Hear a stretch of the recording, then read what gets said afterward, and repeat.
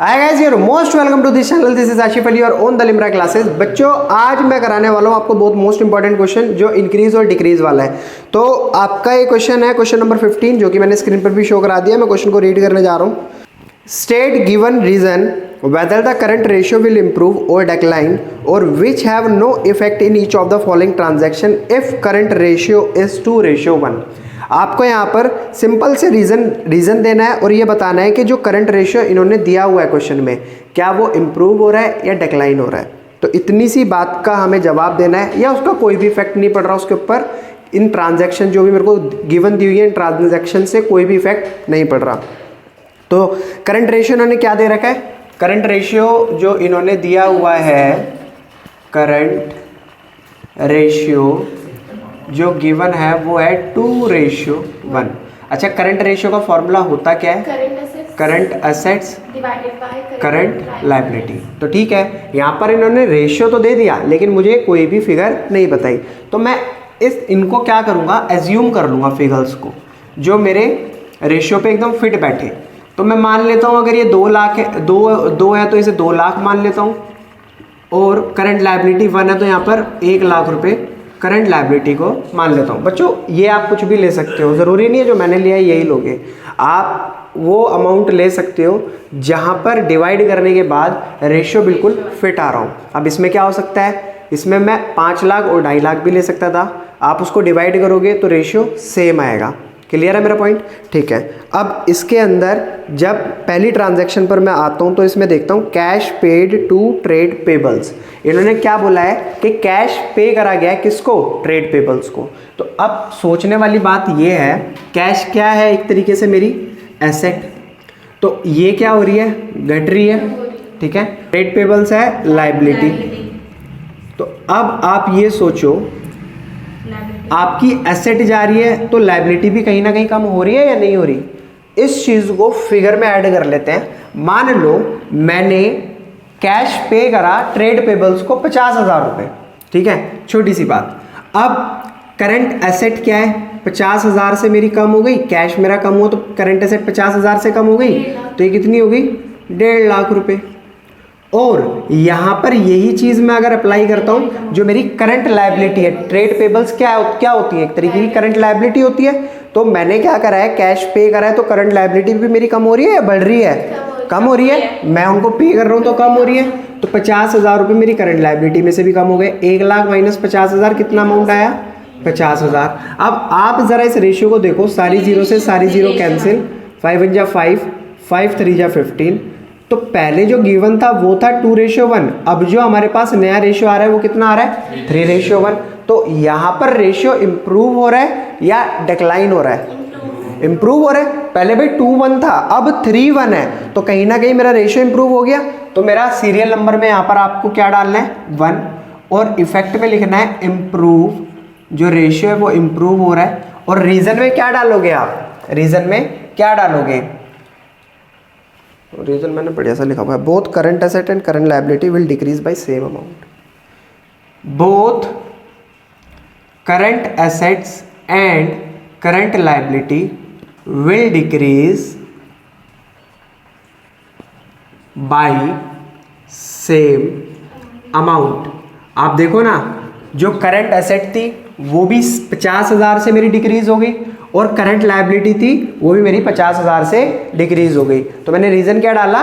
Both current asset and current liability will decrease by same amount. तो ये था हमारा पहली ट्रांजैक्शन का सॉल्यूशन। इतना सही काम है। अगली ट्रांजैक्शन को पढ़ते हैं। इसमें बोला है बच्चों, बी पॉइंट में बिल्स पेबल डिस्चार्ज, यानी कि बी ट्रांजैक्शन में बोला है बिल्स पेबल विल डिस्चार्ज्ड। तो इसका मतलब क्या है? जो देने वाले पैसे थे यानी कि बिल्स पेबल थे, उन्हें दे दाकर छुट्टी कर दी उनकी। तो अब दिए कहाँ से होंगे? सीधी सी बात है, कहीं ना कहीं कैश कम हुआ होगा।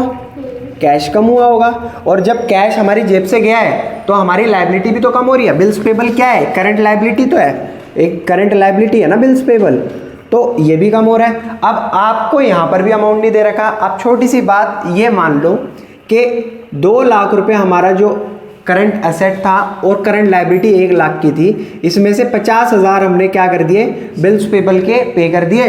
और जब बिल्स पेबल के 50,000 पे करे तो करंट लायबिलिटी जो थी 1 लाख की, वो भी उसमें से क्या करेंगे, 50,000 रुपये कम कर देंगे।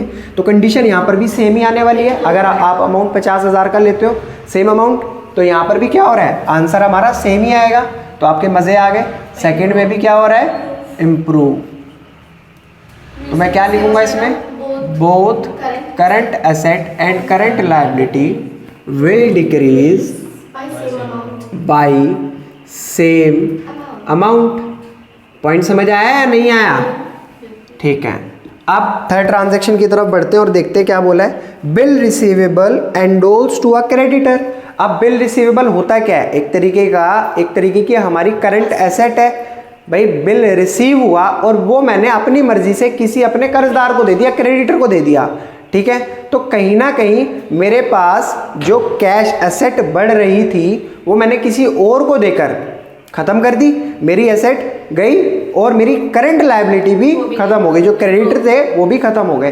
तो ये भी कंडीशन तो सेम हो गई। आप एक चीज सोचो, आप बिल रिसीवेबल को एंडोर्स कर रहे हो किसी क्रेडिटर को, तो ठीक है, आपके जो करंट एसेट थी वो क्या हो रही है, कम हो रही है। और उस करंट एसेट्स की वजह से आपकी करंट लायबिलिटी भी क्या हो रही है, कम हो रही है। अगर आप वही मान लो सेम अमाउंट 50,000 रुपये करंट एसेट का और वही करंट लायबिलिटी भी आपकी 50,000 से कम हो रही है, तो आपका इफेक्ट तो सेम आ गया ना, 1.5 लाख और 50,000। नहीं समझ आया तो मैं दोबारा से समझा देता हूँ। मैंने अज्यूम करा था मेरी करंट एसेट कितनी है, 2 लाख और करंट लायबिलिटी कितनी है, 1 लाख। माना कि मुझे किसी से जो बिल रिसीव करना था वो कितने का करना था, 50,000 रुपये का, तो मैं 50,000 यहाँ लिख दूंगा। और वही सेम बिल मेरा कहाँ पर चला गया, लायबिलिटी के पास चला गया, तो लायबिलिटी भी मेरी कितने रुपए से कम होगी, 50,000 से। तो कितना आया, 1.5 लाख। और यहाँ पर कितना आया, 50,000। अब आप इसे कैलकुलेट कर लो, वही सेम अमाउंट आने वाला है, 3:1। तो क्या हो रहा है यहाँ पर, इंक्रीज या डिक्रीज, ऑलवेज इम्प्रूव। तो यहाँ पर भी हमारा इम्प्रूव हो रहा है रेशियो। तो मज़े आ रहे हैं, सब में तुम्हें सेम देखने के लिए मिल रहा है, ठीक है। अब नेक्स्ट ट्रांजैक्शन की तरफ बढ़ते हैं। अगली ट्रांजैक्शन में बोला है payment of final dividend already declare. जो कंपनी ने या जो डिविडेंड ऑलरेडी डिक्लेयर करा हुआ था उसकी फाइनली पेमेंट कर दी गई है। तो सिंपल सी चीज़ है, यहाँ पर भी क्या हो रहा है, भाई डिविडेंड आपको पे करना है, तो वो आपके लिए क्या हो गई, करंट लायबिलिटी, ठीक है। और आप पे करने के लिए किस चीज़ का यूज़ करने वाले हैं, कैश का। तो कहीं ना कहीं आपका कैश कम होगा तो ही आपको जो डिविडेंड पे करना था वो करंट लायबिलिटी भी आपकी कम होगी। तो कंडीशन इसमें भी सेम है, आपका यहाँ पर एसेट भी गिरेगी और करंट लायबिलिटी भी गिर जाएगी। तो जब दोनों चीज़ें गिरती हैं, तो मैं तो अब सीख ही चुका हूँ, ठीक है, अब तो चैंपियन हो चुके हैं हम लोग, इम्प्रूव होगा। जब दोनों चीज़ें सेम अमाउंट से गिर रही हैं तो ये भी रीज़न सेम हो गया। तो लगातार 4 पॉइंट्स में मैंने रीज़न सेम देखा। अब हो सकता है 5वें पॉइंट में कुछ नया देखने के लिए मिल जाए। ई पॉइंट में बोला है purchase of stock in trade on credit. अब इन्होंने क्या बोला है, इन्होंने स्टॉक इन ट्रेड को परचेज करा है उधार में। अब आप यहाँ पर ध्यान देना, देखो मैंने क्या बोला था आपसे, मैंने क्या बोला था, करंट एसेट कितने की है बच्चों, 2 लाख की, मैंने ऐसा एज्यूम करा था। और करंट लायबिलिटी कितनी है, 1 लाख रुपए की। अब एक बात बताओ, जब तुम कोई चीज़ परचेज करके लाओगे तो एसेट बढ़ेगी या घटेगी, ऑब्वियसली बढ़ेगी। तो मान लो आपने जो है एसेट परचेज कर ली 50,000 रुपये की, तो जो मेरी करंट एसेट होगी वो कितने की होगी, 2.5 लाख की। और आपने वो जो परचेज करी है वो करी किस में, उधार में, बोला है साइड में क्रेडिट। तो इसका मतलब जो मेरी करंट लायबिलिटी है वो क्या हो जाएगी, बढ़ जाएगी। तो ठीक है, 50,000 रुपये से मेरी करंट लायबिलिटी भी बढ़ गई। तो इस कंडीशन में क्या देखने के लिए मिला, ये 1.5 लाख हो गया। अब आप इसका जब रेशियो कैलकुलेट करोगे तो क्या आएगा, 1.5 लाख, तो ये हो गया कैंसिल, 5 3 जा 15, 5 5 जा 25। अब ज़रा 5 को डिवाइड करते हैं 3 से, 3 1 जा 3, नीचे आ गया 2, पॉइंट लगाया 0 आ गया, 3 6 जा 18, तो 1.6 समथिंग आएगा, ज़्यादा हम आगे जा नहीं रहे, तो 1.6:1। तो यहाँ पर आपको क्या देखने के लिए मिल रहा है, हमारा रेशियो इंप्रूव हो रहा है या डिक्लाइन हो रहा है, और बिल्कुल डिक्लाइन हो रहा है, क्योंकि पहले क्या हुआ करता था हमारा रेशियो 2:1, हम इससे कंपेयर करेंगे बार बार, ठीक है, और अब क्या हो गया 1.6:1, तो यहाँ पर क्या हो गया हमारा रेशियो डिक्लाइन हो गया, ठीक है, डिक्लाइन। अब इसमें क्या रीजन लिखोगे, आप लिखोगे both current asset will increase and current liability will decrease, sorry will increase by same amount. तो आपको एक बात समझ आई कि जब भी करंट एसेट और करंट लायबिलिटी सेम अमाउंट से बढ़ती है, सेम अमाउंट से बढ़ती है, तो उस कंडीशन में हमारा रेशियो पे क्या इफेक्ट पड़ता है, वो डिक्लाइन हो जाता है, वो गिर जाता है, ठीक है बच्चों। तो सिंपल था D point B, E point B. अब पढ़ते हैं एफ पॉइंट के बारे में। Bill receivable endorsed to a creditor dishonour, जो आपने बिल रिसीव करा था और उस बिल रिसीवेबल को आपने एंडोल्स कर दिया था अपने किसी क्रेडिटर को, वो वहाँ जाकर डिसऑनर हो गया है। तो ठीक है, फिर देख लेते हैं दोबारा से।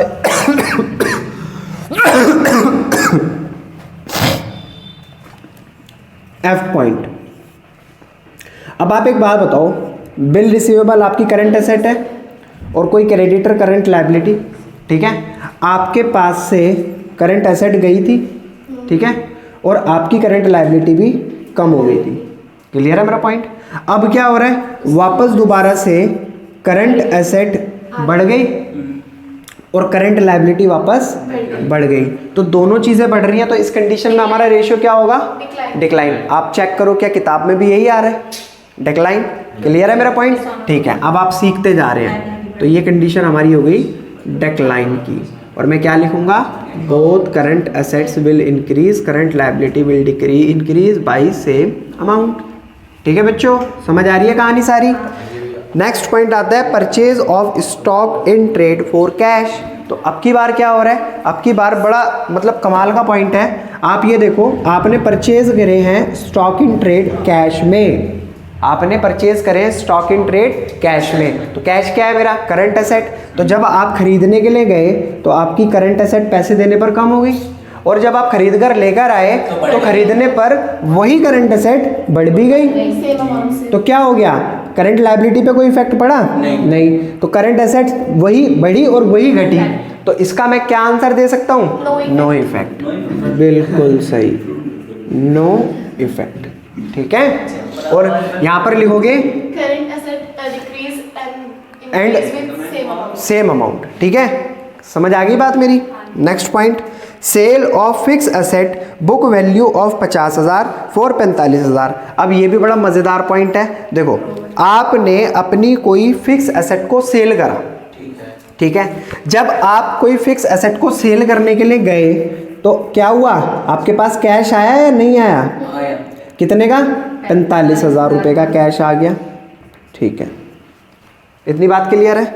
आपकी जो एसेट है वो कितने रुपए से घटी, 50,000 रुपये से, है ना।